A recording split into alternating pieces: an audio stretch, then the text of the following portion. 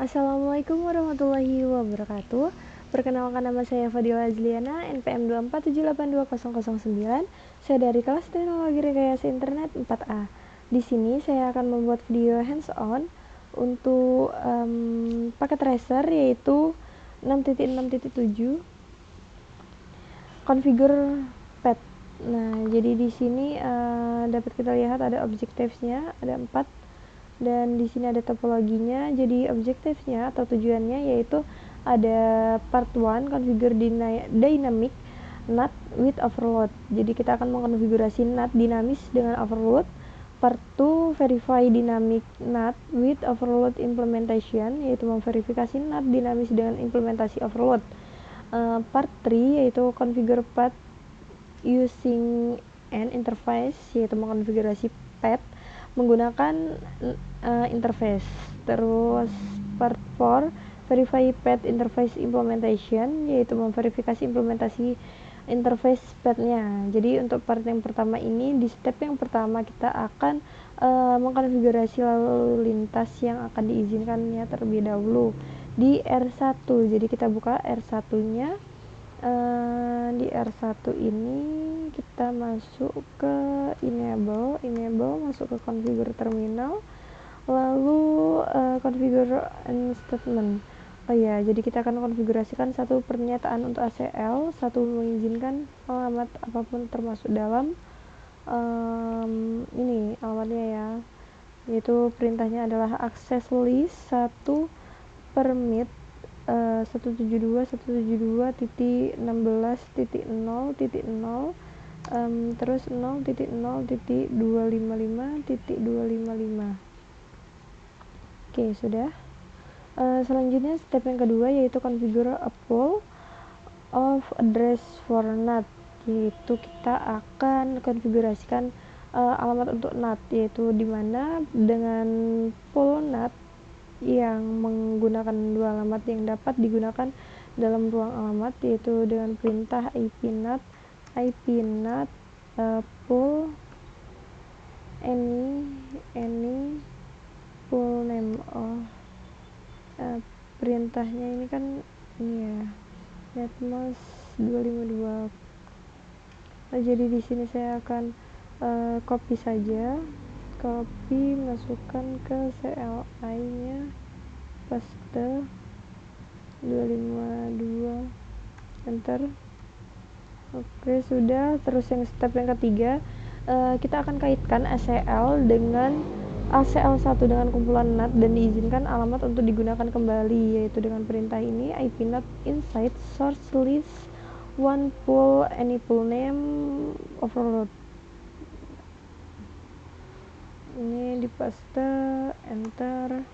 Kemudian kita akan konfigurasikan the NAT interface-nya. Kita masuk ke interface serial 0/1/0, enter.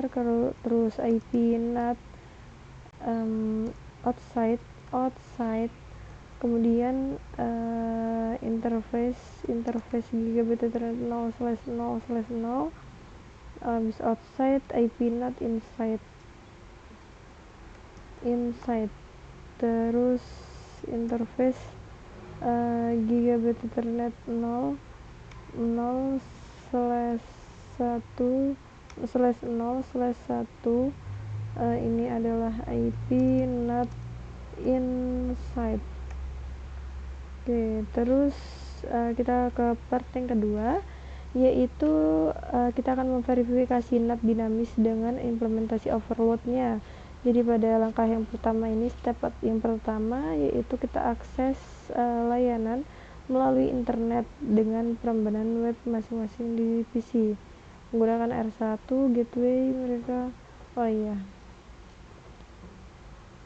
jadi kita ke PC 1 terlebih dahulu, akses alamatan web untuk server 1.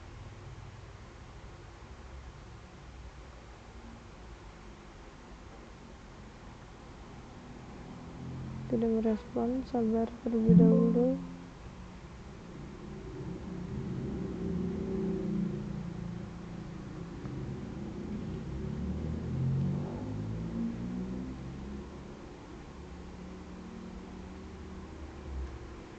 PC1 dia mau ke apakah menggunakan R1 sebagai gateway-nya. R1 itu kan 20 ya, yang ini ya, seperti ini. Coba kalau kita coba 209.165.200.232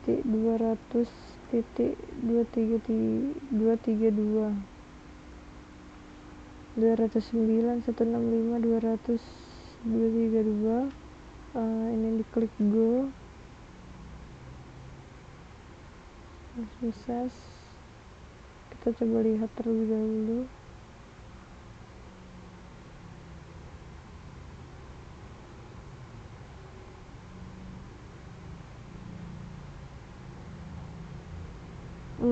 Bentar, ini kenapa belum bisa ya?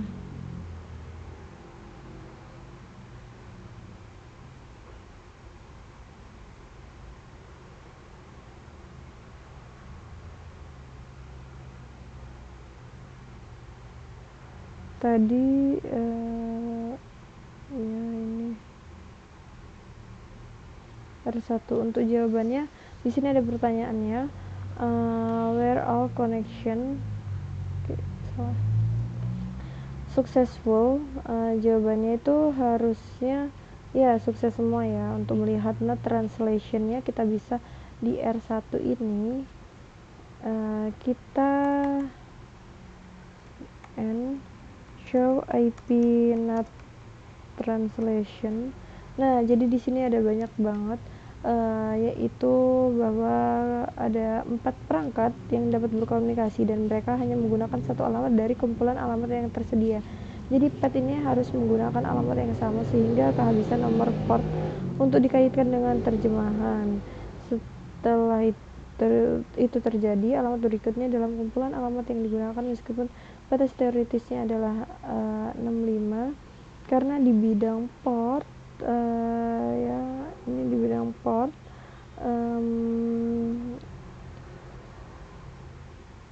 angka 16 bit itu perangkat kemungkinan akan kehabisan memori sebelum batas tersebut. Lalu kita ke part yang ketiga, yaitu configure path using an interface, yaitu di step yang pertama kita akan konfigurasikan traffic that will be permitted. Jadi kita ke R2. Di R2 ini, nah di R2 kita akan masukkan perintah ini dia, IP NAT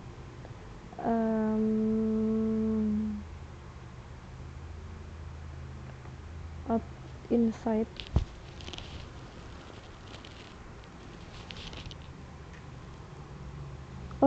Sebelum itu kita ke step yang satu ini dulu. Di step 1 ini dia tuh pada R2 configure an statement for ACL, yaitu konfigurasikan satu pernyataan untuk ACL 2 yang mengizinkan alamat apapun yang masuk ke dalam, yaitu dengan perintah. Berarti ini perintahnya access list, ini masuk ke configure terminal, terus access list 2 permit 170.0.0.0.0.0.0.0.0.0.0.0.0.0.0.0.0.0.0.0.0.0.0.0.0.0.0 enter. Terus kita ke step yang kedua, yaitu kaitkan ACL 2 dengan interface NAT dan izinkan alamat untuk digunakan kembali, yaitu dengan perintah ini paste IP NAT inside source list to interface source 1/1 overload. Jadi karena konektivitasnya itu sudah overload, maka dibatasi cutting saya. Langkah yang ketiga itu adalah konfigurasi di NAT interface, yaitu mengkonfigurasikan interface di R2 ya, di R2. Jadi kita masuk ke interface serial 0/0/1/1, terus masukkan perintah IP NAT outside, terus interface gigabit Ethernet 0/0/0, terus IP NAT inside, terus interface gigabit Ethernet 0/0/0/0/1.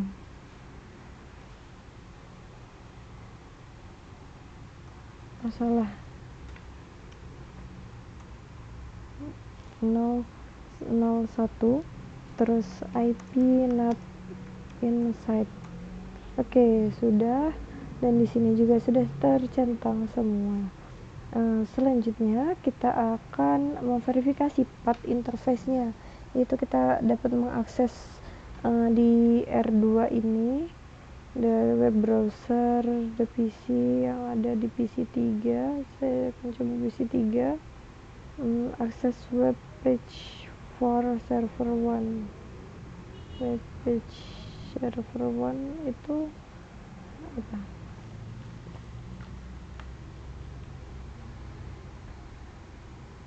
Oke, tunggu terlebih dahulu.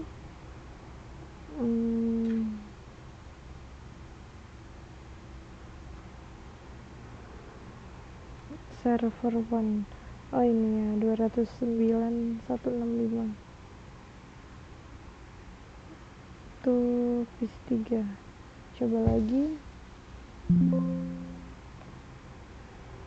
Tidak merespon.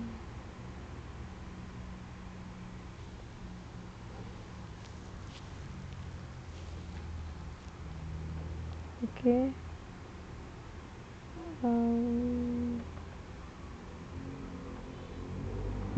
PC 3.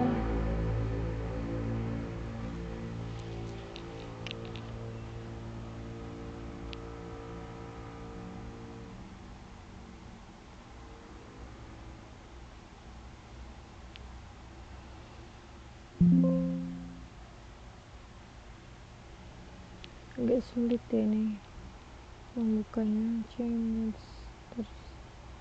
for activity,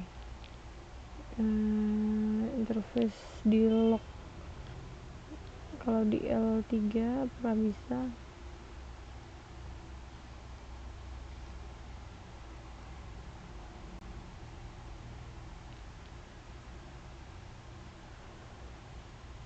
Nah, kita ke web browser.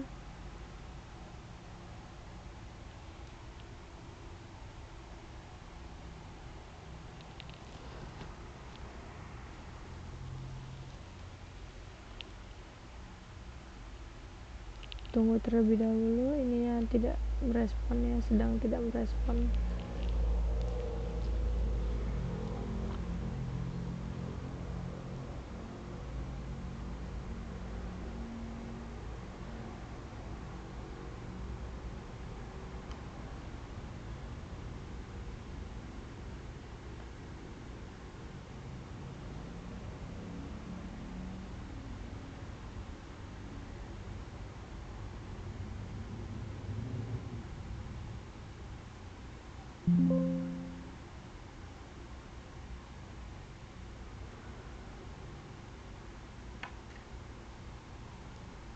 Tadi tuh yang mana ya? Refresh terlebih dahulu saja.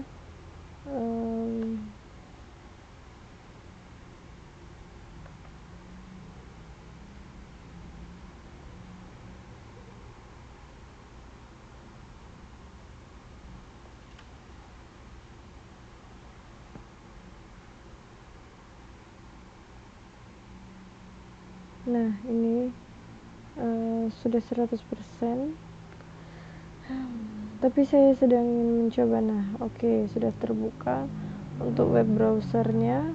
Kita ke mana? Ke server 1 ya, ke server 1 209.165.20.1.5.